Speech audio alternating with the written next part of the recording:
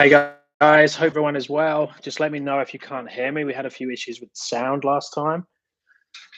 So handstand push-ups today, but I'll do the normal and make it more of a Q&A style session. So if we need to go in a slightly different direction, we can. So handstand push-ups, I want to go through all the main exercises that people use with the handstand push-ups.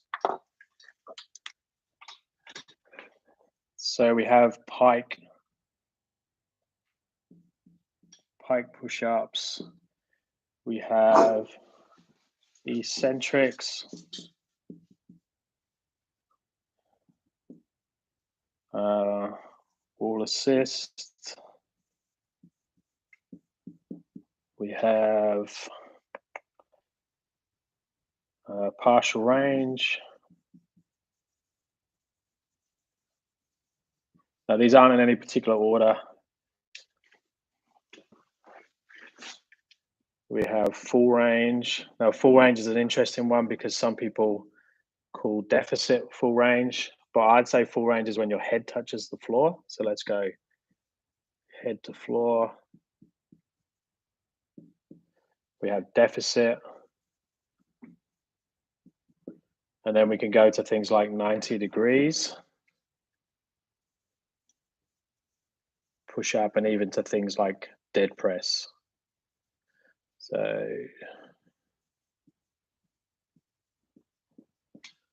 now I'm going to do this as a like a class format as well. So I'm going to take you through the drills as we go. So if you are joining in, let me know as you go in terms of if you have any issues with the particular thing that I'm taking you through. So to start with, I'm assuming most of you are warmed up if you're joining in. If not, warm up your hands and your wrists. And we're just going to play with that down dog position and taking the shoulders forward. So remember, when we go through a handstand push-up, we have that initial movement where we go from the handstand and the shoulders come forwards. So we're in our start position, and then the shoulders come forwards before we start to go down towards the handstand push-up.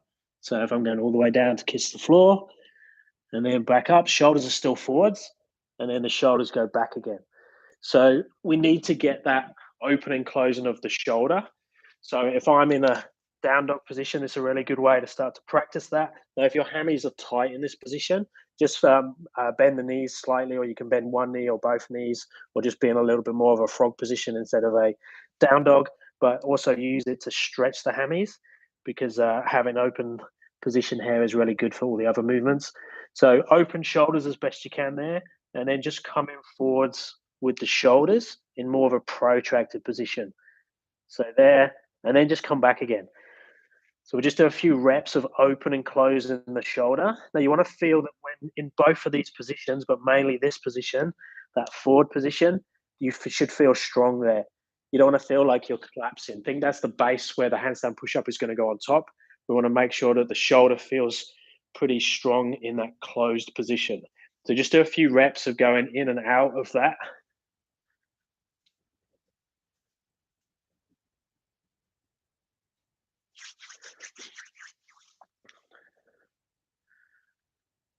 Now, with the hand position for the handstand push-ups, instead of being so much like this is probably where I am for two-arm handstand, one-arm handstands, that type of thing. I'm going to externally rotate and go a little bit wider. So I'm going to create a little bit more space. Opening the hands up there is going to make you feel stronger towards external rotation. Exactly the same as with your squat. We don't want to internally rotate and drop the knees in. We want to screw the feet into the floor. That makes you feel stronger. Same with the bench press. I want to break the bar as I come up, so you're going to feel stronger in that position. So externally rotating the hands. So let's just have a little go then from that position. I'm going to start at the bottom now. So I'm going to externally rotate the hands. I'm going to take the head forwards like I'm in going to go into a headstand. So I make a tripod between the head and the hands in that position there. And then I'm going to go into my down dog position. So like the bottom of a pike push-up. And then I'm just going to try pushing out and open the shoulder. So see that movement where the shoulder is forwards, it comes up and then back to the down dog position. Now, if I need to, I could do this on my knees. Now, when you go on your knees, it's going to be more like a standard push-up. So the chest is going to be facing towards the floor. So it's going to be a little bit easier, but a little bit less away from the handstand push-up, like correct line. So ideally, hips will go up in the air, and I'm going to keep the elbows in, push up, and go to that down dog position. And then from there, we can go to the standard pike push-up. So open shoulder position, close the shoulder, bend the elbows, take a head to floor, come back out, and back again. So ideally with these ones, we want to be able to get around 3 to 5 repetitions for some sets, if that's going to be the main bulk of the work. So you got to try and work out when you're going through all the different variations of the handstand push-ups.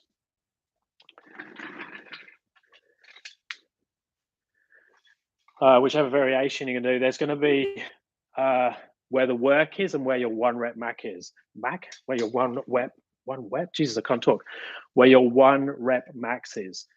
So most of you will know this already. So say you're working full range head to floor handstand push-ups, but you can only get 1 rep there. So that's your 1 rep max. Now with training, we don't want to be spending too much time at our 1 rep max, especially if we're newer to this style of training. We want to spend more around the 5 rep number. So you need to work out where you're going to be on this. So most people, when they're starting with the handstand push-ups, are to be somewhere like the pike push-ups or eccentrics, somewhere there. So your 5 rep max might be around there. So this is where we want to do our sets. So we want to make sure that we know roughly where our work is going to be done. And then obviously we're going to head towards the 1 rep max at the end, or the sort of peak of the session is going to be somewhere here. But that's going to be different for everyone. So for me, my dead press is like 1 or 2 rep max. So that's going to be my 1 rep. My 5 reps is around my deficit. So on a good day, I can hit 5 reps deficit handstand push-ups. So that's where my work is. This is where the fun is, where I do the 1 repetition. How about the elbows? Should they stay closer to the body or can they go wider? Yeah, so I would bring the elbows in as best you can. So once they sort of feel like a dip, which is a good point. If you don't have dips, training dips will really help for the handstand push-up. So having strong dips. So the same thing. So if we look at the elbow position on a dip, if I'm in that position, the elbows will stay in close to my body there when I come up and down. So they definitely don't go out. See, that will collapse the shoulders and I'll roll inwards. So same thing when we go in the pike push-ups. We want to screw in, have the elbows pulled in towards the side, and that external rotation is really going to help that. So as you go in and out of it. So that's pike push-ups. We can then make the pike push-ups easier or harder. So it's easier would basically be opening it back out towards a normal push-up. We can make it harder by going deficit. So I could put my feet up on a box. I need a bigger garage so I can have the camera further back. So I can go into a pike push-up there, opening the shoulders, coming forwards with the shoulder, coming down, and back again. In some ways, this is easier because I'm not closing down on myself so much in that position. It's a lot harder because you're at full stretch. That way it creates a bit more space and you can even bend the knees a little bit, but you've got more weight into the hands and shoulders. So it's a bit more of a strength thing. So we can make the pike push-ups harder that way or different. We've got deficit. So I could go, I don't have my IKEA steps in here at the moment. So I could create a deficit. So I could put my hands up on something. So P-bars would be an option. So now my head has to go further or deeper compared to the hands. So as I come down, the head goes a little bit lower, and then I come back. Now we can start to play with taking a leg up as well in the pike handstand push-up. So you could go, it's exactly the same as what we just done. Let's go back to standard. So this variation, open shoulder, head forwards, back again. I could take a leg up in the air and come forwards. Again, in some ways, that's a little bit easier because you're going away from the flexibility. I probably find that a bit easier with the leg up in the air. I don't play with those too much. I probably wouldn't program the leg up in the air because I try and get people to do the eccentric handstand push-ups as a priority. So get them to there as quick as possible. So as soon as we can get rid of the pike push-ups or add the wall assist in, eccentrics, I would do that over messing around too much with the pike push-ups.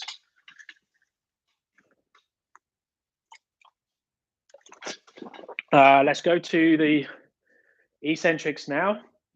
Now you can, if the pike push-up is too hard, so if you're doing pike push-ups and they're too hard, you could do an eccentric on any of these exercises.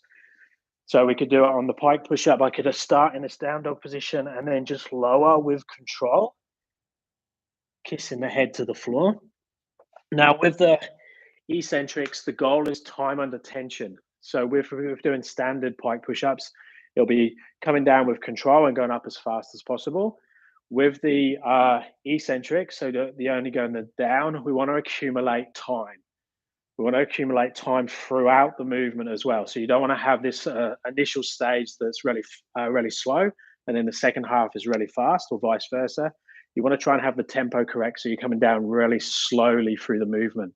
So if I was to do a standard handstand push-up and do an eccentric, ideally, I would be around 10 to 15 seconds.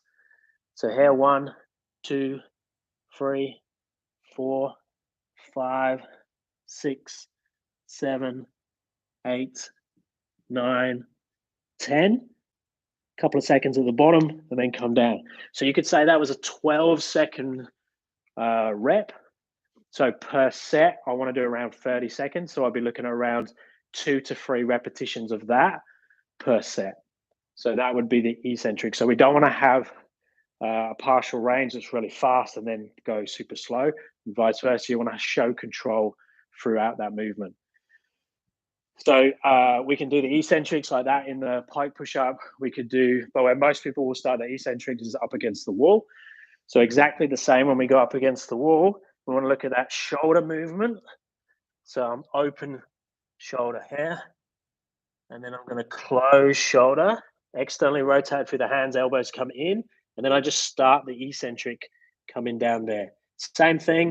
We want to be coming down with control all the way, and then the head just kisses the floor. Now the tricky bit is to come out of that position without breaking your neck. So you have a little play around with that. You probably want something soft-ish to put your head onto, not too soft because it can rock your neck around. But again, look at how much time it takes to get from that start to finish. Count the time where you're pausing at the bottom for a couple of seconds. Count the time where you keep the arms straight and the shoulders come out. But you want to be around that 10 to 15 seconds, ideally, to get for around 2 to 3 repetitions. If not, you're going to have like 6 reps. 6 reps gets a little bit messy for eccentrics, just because it's so much effort to get up and down. So that's the eccentric wall assist. If you could do it freestanding, then great, do it freestanding. Now, if possible, if you're strong enough, I would bypass the head to the floor and I would go straight to a deficit. Now, the reason I say go straight to a deficit is because it's much easier to get in and out of a deficit handstand push-up, just because you come down to that shoulder stand position. So on a box, on some P-bars, on the IKEA steps. I really should have got my IKEA steps in.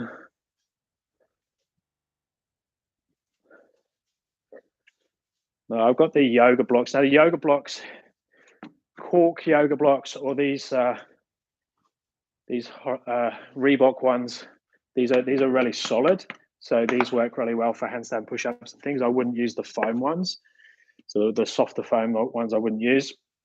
So they're good they just give you a little bit more space. I would actually go though, if you're going to go eccentric, you ideally want to go all the way down so your head is in the shoulder stand position. So it's below your hands. So you're like collarbone on the edge of the box. So that takes us into learning the bottom position for the handstand push-up in a deficit, which is like the shoulder stand. Now, if you don't have this or it's not strong and you want to work eccentric deficit, this is something you definitely want to start training. And I'd recommend anyone working towards handstand push-ups, even if they're more beginner, practice the shoulder stand to the point where it's comfortable. So the shoulder stand is this position. So see how comfortable I can get into that. So I'm fully balanced there. I can enter it from different angles and I can exit from different angles. Now it could be on a box. It could be on these P-bars. but it's all exactly the same thing. So that shoulder stand position, start in a tuck, and then learn to get it in a straight position. So think of that as the bottom of your handstand push-up, and you want to be really comfortable there. If you're someone who falls out of that position, doesn't feel stable, your eccentrics are not going to be great, because that's where you need to land and show control. And especially if you start to come down fast on some reps, you need to make sure that you've got the control not to splat. So you want to have a strong catch there. So then your eccentrics ideally are coming all the way down and touching there.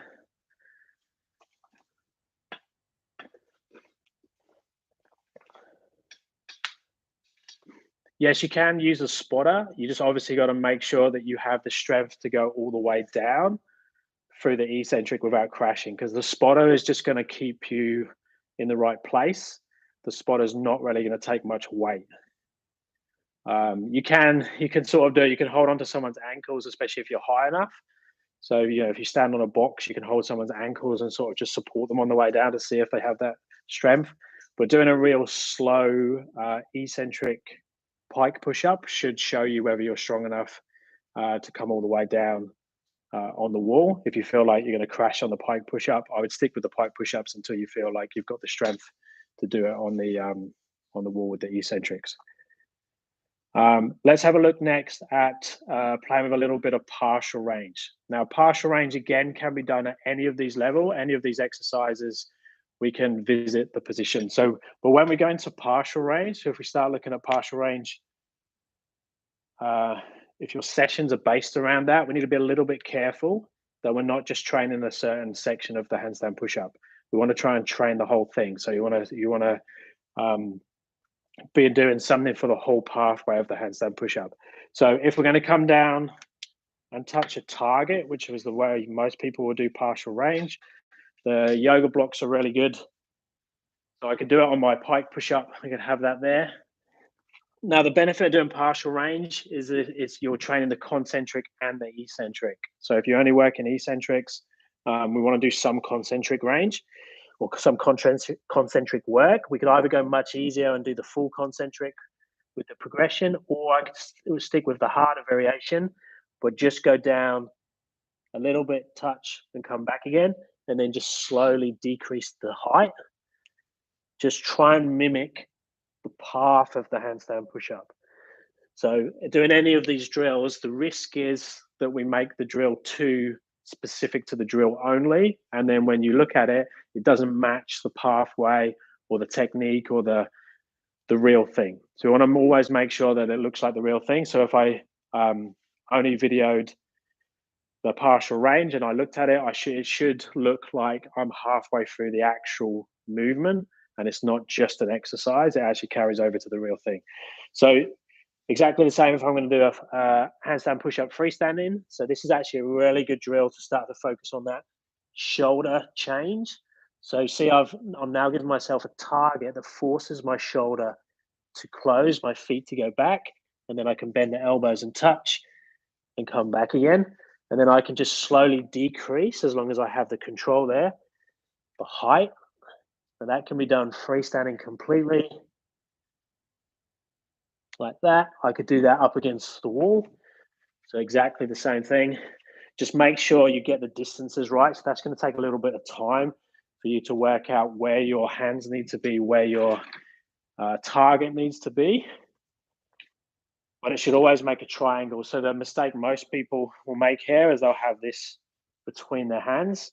We need to have it out in front. So it needs to look here. I'm a little bit limited on height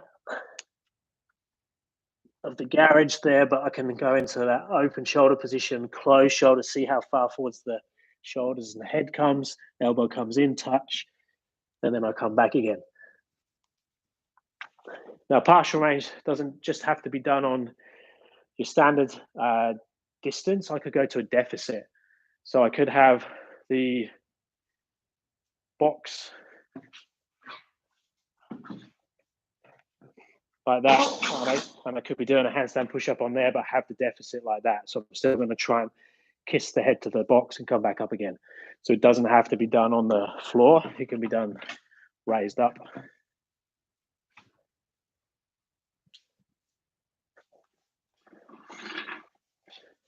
So that's partial range though. So like I say, if you are going to do partial range though, make sure that you do partial range with eccentrics.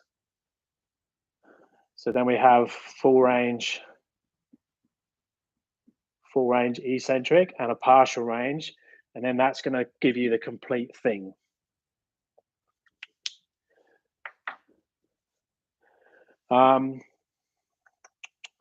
Any questions?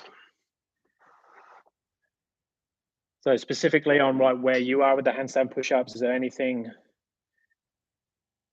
Thank you, Paul. Glad you're enjoying the sessions and the videos. Has anyone got any specific questions around the handstand push-ups? Like where they are, what drills they should be doing, reps, sets?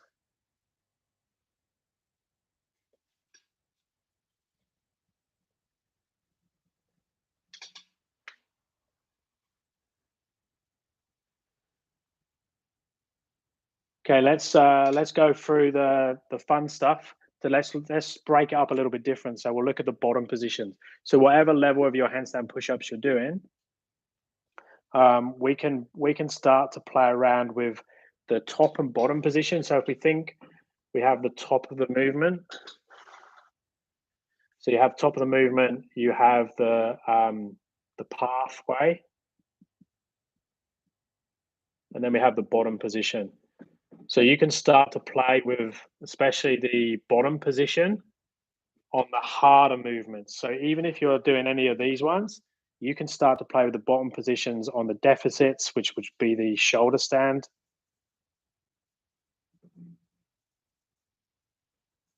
So I recommend that you're doing that, even if you're up at this level. And the 90-degree handstand push-up, I would be looking at the bent arm planche.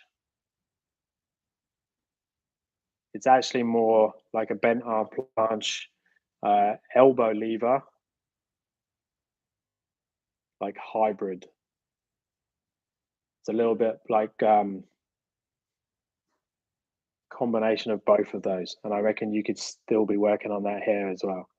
So that's the cool thing with that.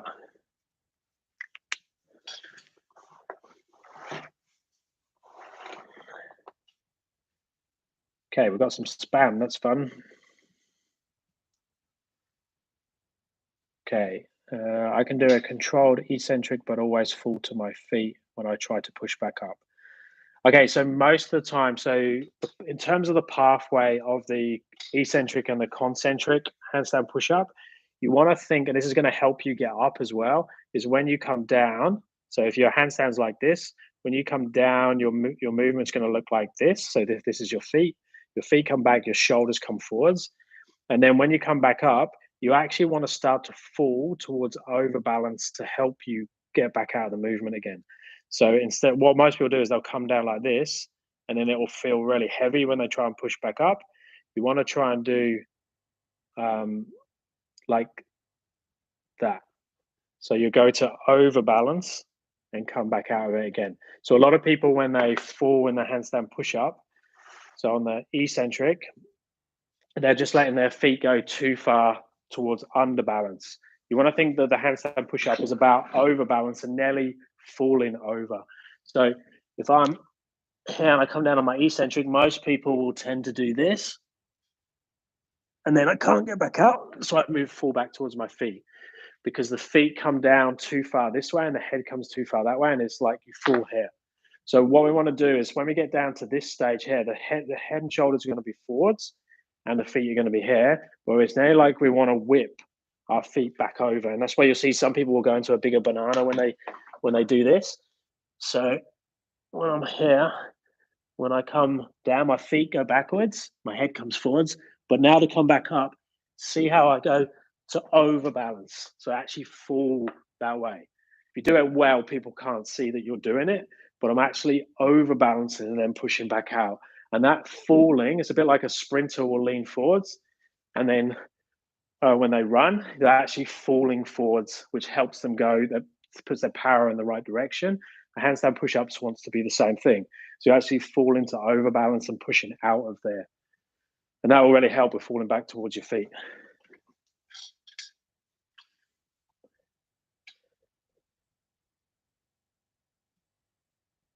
I wouldn't use the block kiss with toe pulls, just because the block will get in the way. Handstand push-ups a little bit different because you can come down and back out. You sort of go down, touch, and go back. The toe pull wants to be more that type of movement if that's the shoulders. So you don't actually want to go down to a target. It's more out with the shoulders. So I wouldn't use the block for toe pulls.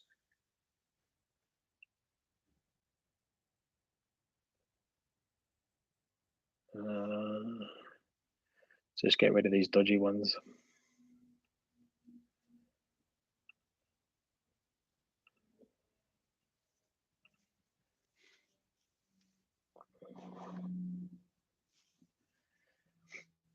Yeah, so you want to, the trouble is with my whiteboard is that it gets all scribbly. But let me know if there's anything on there that doesn't make sense. So basically we want to start playing with the harder progressions in terms of segments. So I can take out the top, the pathway, and the bottom and be able to work on those separately. But all of you can start playing with the bottom position on all of these variations. Okay. How can I train for it once I can do 1 or 2 reps, but I cannot always catch the balance once I get up, even though I have good handstand level? Obviously, you can keep working on the reps are freestanding. Yeah, so that's really common. So you're probably doing what I'm saying in terms of using the overbalance to get up. The risk of that is when we use the overbalance to get up, that we create momentum, we create too much energy, which is helping us get out of the bottom of the handstand push-up. But when the energy gets to the top, we want the energy to be going straight up into a handstand, but in reality, it's probably going to carry on going forwards. So you see a lot of people when they get to the top of the handstand push-up, they stumble forwards on their hands. So slowing down that last little bit, it's a bit like a pike press or something where you're flicking the hip up. We need to just, that last little bit needs to be quite slow because you need to recenter yourself, but also just creating a stronger toe pull position or shoulder position. So this exercise, and I give it to everyone, whether it's against the wall with the toe pulls or whether it's freestanding. So this open and closing of the shoulder. If you're missing your handstand push-up catch at the top, practice this open and closing of the shoulder. You can have a little bit of a bend in the elbows because it's handstand push-up related, but get very, very good at that. So see, I'm catching every time. So I would specifically practice that as your partial range or your warm-up towards the handstand push-up, and that should help get you more consistency in that catch position. And just check that you're not using way too much momentum to get you out of the push-up, because that's why it's tripping you up and sending you out to the overbalance.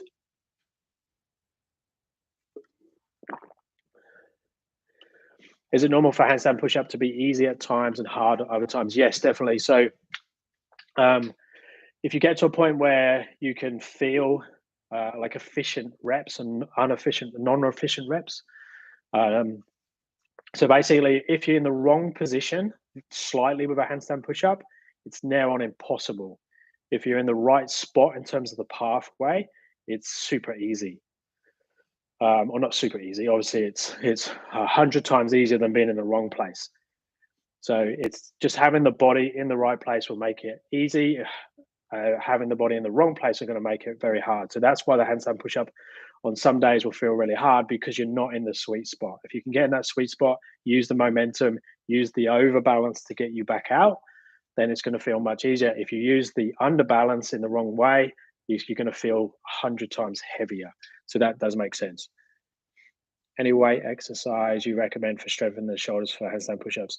Look, having overhead press, like being stronger in overhead press, is definitely going to help, and dips. So I'd recommend, if you can't do a dip, do dips. If you can't do dips, do push-ups. So push-ups, dips, and overhead press. And if you're doing overhead press, I would do standing overhead press, just because you're working on that one segment. So making sure, I've got a couple of YouTube videos on this where I test my overhead press, because I don't do any overhead press anymore. Haven't done for years, but I'm still strong in that position. I've always been strong. Having shorter arms and being stockier around the shoulders makes that easier. But I would be overhead press with a barbell, and I would be thinking about stacking the shoulders and the hips and the feet. So like turning the glutes and the abs on, and then pressing from there and try and get that feeling of the body being one segment. So I would do those, I would do dips, and I would do push-ups if your dips aren't strong enough.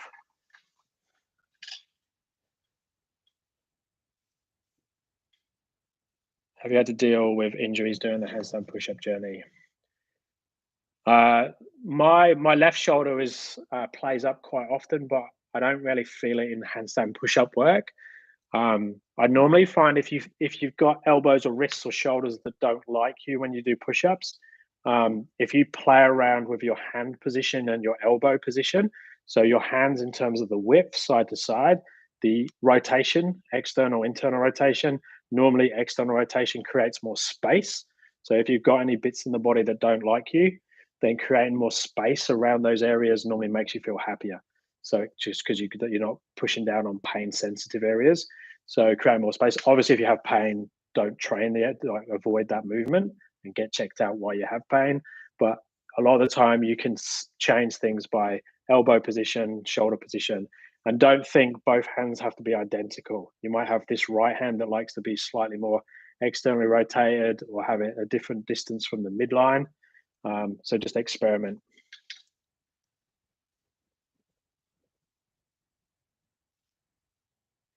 Do you think the idea of pathways and optimal balance carries over to other exercises with weights, e.g., squats, bench? Yeah, definitely.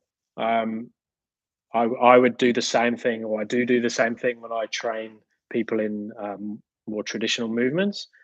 I don't use bench too much nowadays. I replace that with all of my clients doing push-up variations, overhead. I still do dumbbells and barbell work, just not bench press anymore. Just because I like the scapular movement when it's not on a bench, when it's not being hindered. I just think there's better exercises for most people. But in terms of the like teaching the body, the doing the handstand push-up work, the pike push-ups and stuff like that, it's going to make your other movements better. And then using that same concept of the pathway, the bottom position and the top position. It's like a lot of people are doing squats in the gym, but can't hold a resting squat, or don't have great mobility in a squat. So they should really be working on their mobility for their squat. Same as if you're doing a handstand push-up and you can't hold the bottom position of your handstand push-up, then you should be focusing on that movement by itself. So let's have a little play now with that bottom position of the 90-degree handstand push-up. So down at the pointy end, we have the 90-degree handstand push-up and the dead press. So all of you can start to play with that bottom position. And it doesn't have to be for handstand push-ups. It can carry over to other movements, but just to have that where it's you've got some control there is awesome. In yoga, you would think of it as like a peacock position. I just wouldn't turn. So a lot of people, when they practice the yoga version of this, they'll turn the hands all the way backwards. So they'll go into that position, and then because it allows them to take the shoulders really far forwards. I wouldn't practice it that way around, because when you practice it that way around, like it's near on impossible to handstand with your hands that far back. So it doesn't carry over to the 90-degree handstand push-up so well. So I would just go with the external rotation. Now the cool with the external rotation is the elbows come in.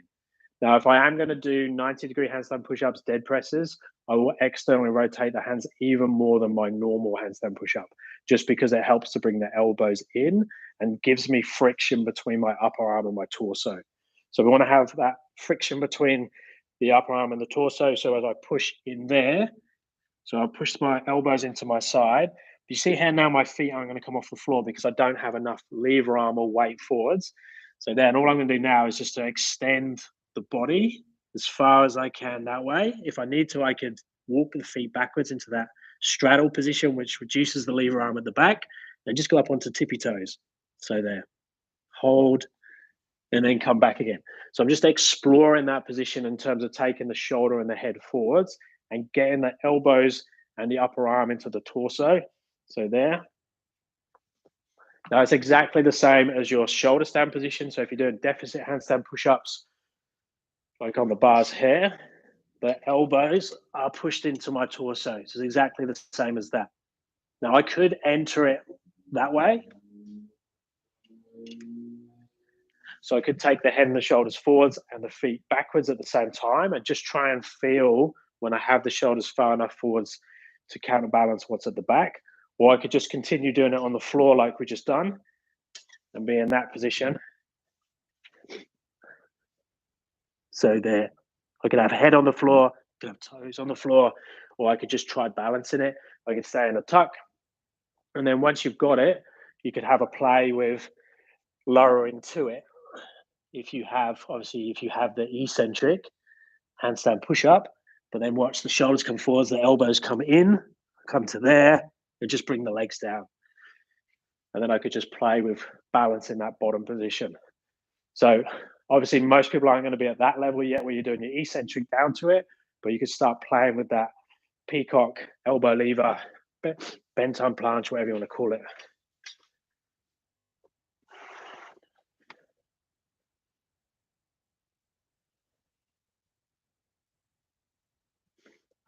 Okay, other exercises that I think you should be doing if you're working towards the handstand push-ups, L-sit to shoulder stand. So I think everyone should be doing this, and this one you can take like real beginner level all the way up to real advanced to L-sit to shoulder stand. So I would be doing that. So L-sit to shoulder stand, and I would be doing crow to squat or crow to handstand or handstand to crow. That type of thing. You could put a headstand in there as well. So let me just show you those exercises. If you're not doing those, I recommend that you're all doing those.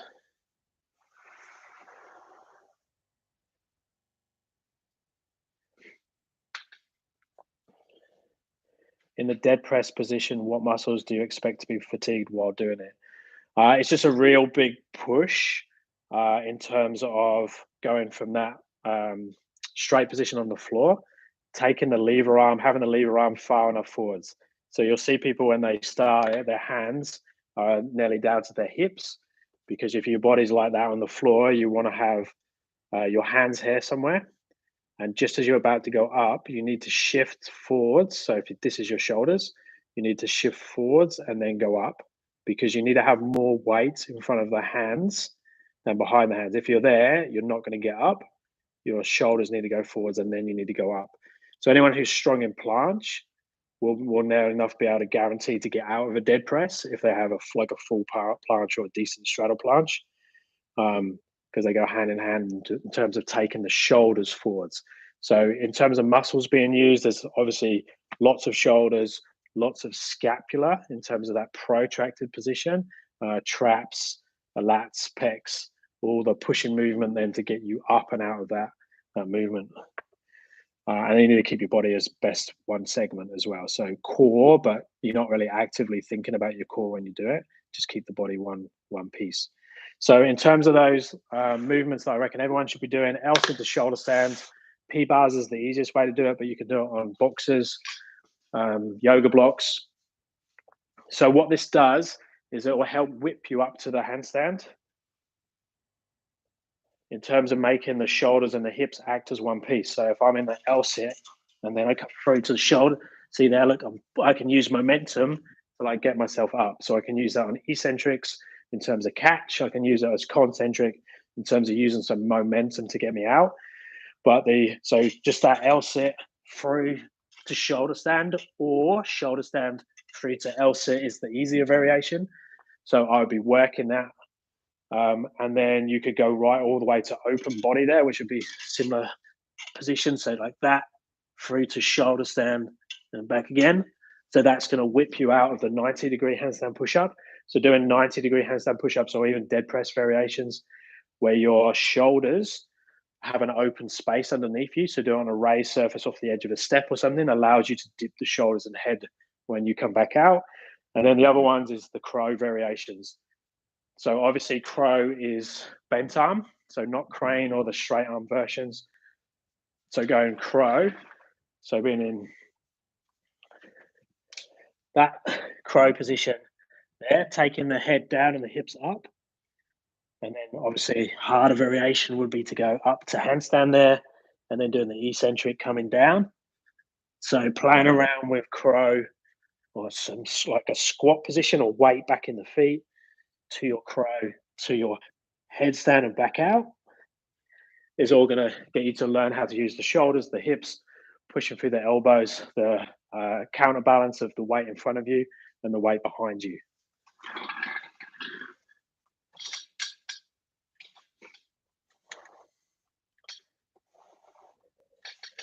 Do you have specific training outside your coaching sessions? Because a lot of what you do in the live, since you are always demonstrating all the exercises. Yeah, so I just use that as like additional training. On my days where I have rest days, I'm still doing these type of sessions with clients in classes and things. These lives are probably, I'm probably demonstrating way more than I normally do because I'm filling the gaps. If I'm training with a client, like our session earlier, I was only doing like demoing a couple of exercises, and I don't really see that as training much. But this one, like, I'm not going to train bent arm strength today because I've just done some bent arm strength. I will be going to the gym. I'm going to go to the gym in a minute actually and do bar muscle ups, planche work, and some mobility work as my session, as my training. And yesterday I only done some one arm handstands at the playground with the kids, and I've done some stretching. So I don't necessarily count it as my training sessions, but I include it as my overall load. But that's one of the reasons that I can. So most people, when they're training towards a skill, so say I'm training towards so I can do deficit handstand push-ups for 3 to 5 reps. I can do 90-degree handstand push-ups, and I can do a dead press. It's a messy arched one, but I can do one. So if you had someone who's working here, normally they wouldn't do any work here. It'd be pointless. You might just do a little bit of warm up, but most of your work's going to be here. One of the cool things about being a coach and doing this as a living is that I'm doing this with all my clients so often that it makes this base even stronger. So when I go in to do this stuff, I've done way more practice than anyone else at this stuff, because it's one of those things that when you get to the more fun stuff or the harder progressions, you don't want to go back and do the other stuff. It's like learning a 2-arm handstand. Once you get into a freestyle handstand for like 10, 20 seconds, most people aren't going back to the wall and doing heel pulls and toe pulls and the wall drills, but they should for some repetitions. So one of the beauties about being a coach, and a lot of the people, so a lot of you watching this are probably coaches in some way. So over demo stuff in classes and with your clients, because it's all extra repetitions at easier variations. But obviously you do need to be a little bit careful of that volume of when you're training, so you're not overdoing it. Now, guys, we're pushing the 45-minute mark, and I think I need a little bit of food before I go to the gym. Is there any other questions, or anyone else got anything who's live on at the moment? If you do, like after the session's finished, if you do have any questions, just stick them in the comments. I will check back on the comments, or you can send me a message.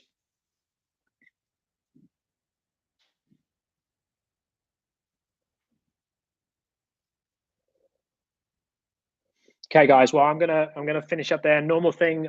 These sessions and classes are all free. If you want to support me in any way, I am funding the gym space here, so I'm going to do the gym up to be like a YouTube studio, come training area for all my online sessions and my content I make for free on YouTube. So if you want to support that, I've got a link down in the description for the fundraiser for the gym to kit it out. I've got lights and stuff in here at the moment, but I just want to have some equipment where I can demo all the other skills, and I want to do some ring strength and things like that. So I want to set up some basic calisthenics type movements. But if you have any other questions, let me know. What's the last thing? Cool. Glad you're enjoying it, guys. I will speak to you next time. Videos will still come in. I am away this weekend for a couple of days, but I will still try and get a live up at some point over the next few days. And I'll speak to you soon.